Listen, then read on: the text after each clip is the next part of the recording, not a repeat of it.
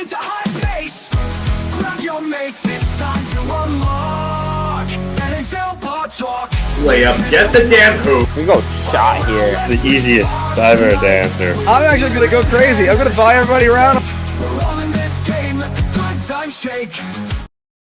And welcome back, everybody, to Big Apple Hockey's Bar Talk, where we gauge our confidence on these NHL topics based on our choice of drink. You so confident that you're buying around?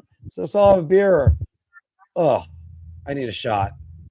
Play along down in the comments below. And by the way, we probably all felt like that on Sunday, watching one of the most boring Super Bowls in the history of the game.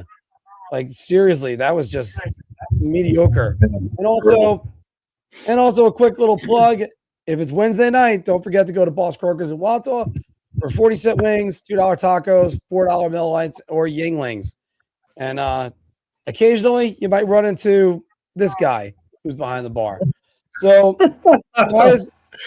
guys, let's go with this soundbite real quick because I could not believe it when I heard it. But Jeff Marek talked about the worst trade in NHL history.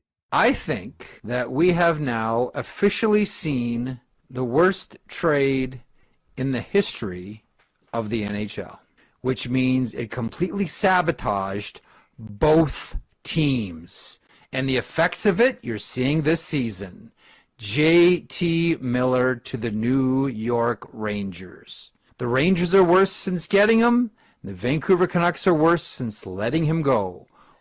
I know people are going to expect my answer in a moment, but Filk, I have to ask you. The JT Miller trade is the worst in NHL history. Beer? I mean, I don't know how you could say that. Like, I don't know how you could say this definitively. There's so many trades over the years. This is one of the worst in recent memory just because of the fact that both teams I mean, Marek kind of hit it on the head of the nail. This trade has absolutely just sunk both teams. Both teams are just so much worse off for it. I mean, Filip Chytil looked like he had potential, but it's just every time he starts to play well, boom, concussion, and he's down for a while, and then it takes him a while to come back and get back to where he was playing, and then right when that happens, boom, again, he's down for the count.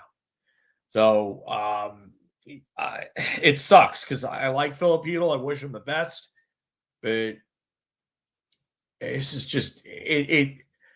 If I had to guess, I think he's probably, and this is just me speculating. I don't have any information on this whatsoever. I think Filip Chytil is playing against doctor's orders. I think the doctors probably told him that he's not going to be able to play. Sure, you could view it this way, Dwayne. That's fine if you want to do that. But again, what did they get for him? They got a first round pick and they turned it to Marcus Pettersson. Like you gave up a first round pick for Marcus friggin' Pettersson. Yikes. This is definitely for sure. I just don't know if I can definitively say it's the worst trade in NHL history. That seems like a bit of what's the word I'm looking for? Hyperbole. Yeah, hyperbole. Yeah. I think that's a bit of hyperbole, but it is one of the worst in recent memory for both teams. It's probably the biggest lose-lose example that I can think of anytime recently. So at least Marek's onto something. I just think that's a little bit of a clickbait type, audio sample. So I thought about this, Phil. I really did. I can think of win-win trades like Danny Heatley for Marcel Hossa. Both teams won out of that one. I can think about teams that sent somebody somewhere, like maybe the Joe Thornton trade really was not a good trade for the Boston Bruins, but at least they still got guys back. And Phil, I'm looking at this and I'm trying to analyze it all along the lines of his thinking. I can't think of a bigger lose-lose trade in NHL history right now. And first off, let me say this. Chris Drury should be fired. You identified this guy to be your captain, and he's made your team infinitely worse. on the other hand, Elias Pettersson, like the biggest problem in your locker room is gone, and yet you still haven't answered. This was supposed to be an addition by subtraction for Vancouver, plus the addition that's in there. Phil, the only way to look at this is the team that won the trade is the Pittsburgh Penguins. So the Rangers pick went to Vancouver, and then it went back to Pittsburgh for Marcus Pettersson. When the only team that had a positive impact in this trade wasn't involved in this trade, that tells you exactly what this trade is. This trade, I'm going to buy around. I'm trying not to do this because I don't want to sound like I'm hating on JT Miller. I know there's fans out there that are going, Mark, you're always so mean on JT Miller, blah, blah, blah. Well, you know what? Because I first guessed it. I didn't think the Rangers should put him in the locker room.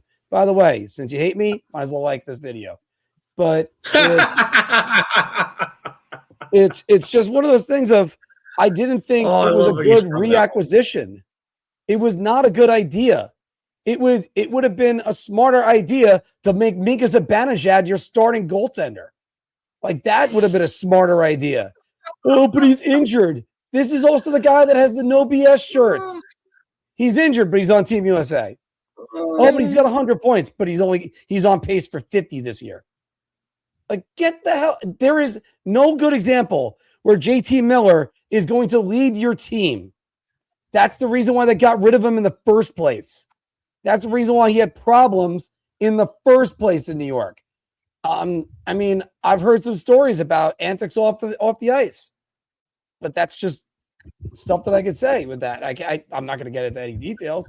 Nothing that bad. I'm just saying antics. But this is among one of the worst trades in NHL history, and I can't think of another lose-lose trade like this. I mean, even I'm trying to filter out some, Filk. Luke Robitaille for Kevin Stevens for the New York Rangers. Kevin Stevens, not the shade of what he used to be. Luke Robitaille goes back to LA, remembers he's Luke Robitaille, and has a successful career. I mean, I'm trying to rattle off any of them in my head, but there's always a winner. This is the one where there's just what? Was that a? Oh yeah, it was. It was August 28th, 97. Yeah, you're right. Oof. Yeah, that was a friggin' terrible trade. I mean, Stevens already had been on the decline at that point. Like he wasn't the same guy after the Pelon hit. His 94 season was nice, but the years afterwards were terrible for him. Right. And you traded Robitaille for him, who, look, for all of his struggles in New York, he was still a 20-goal scorer. Stevens came to New York. He had 60-point seasons in New York. Yeah. I mean, you would have kept him with Wayne Gretzky. That's would have been the smart move. And I do remember this, just to say this as an entertaining story about Kevin Stevens as a New York Ranger. The second game of his career, the second game of Mark Savard's career, I was at that game at the Garden with my family, brothers, and my sister-in-laws. We all had tickets. And Mark Savard scored to tie the game, but it was ruled that there was somebody in the crease. I think it might have been Adam Graves, had a foot in the crease. And then Stevens would score to tie the game right after that. But the Rangers wouldn't get the win anyway. I can't remember if they tied or if they lost, but that's a different story. Let's move on because we could talk about bad trades for a while.